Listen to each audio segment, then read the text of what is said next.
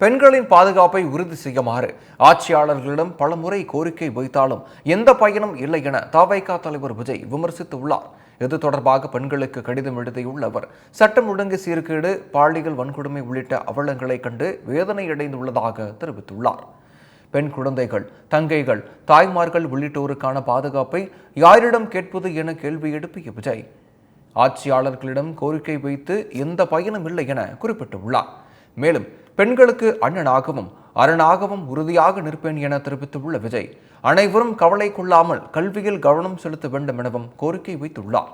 மேலும் பாதுகாப்பான தமிழகத்தை படைத்தே தீர்வோம் என்றும் விஜய் தனது கடிதத்தில் தெரிவித்துள்ளார்.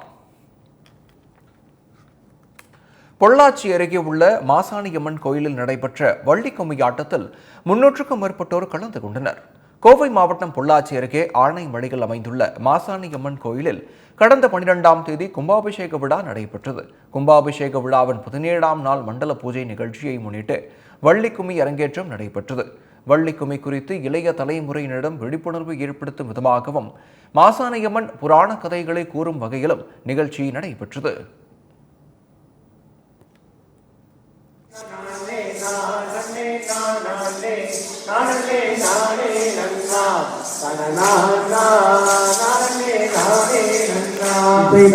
திரிபுரத்தை நாடி வர குயில் வள்ளியை தெரிய போனவாரே அவரிடம் மொழிகள் செய்தவாரே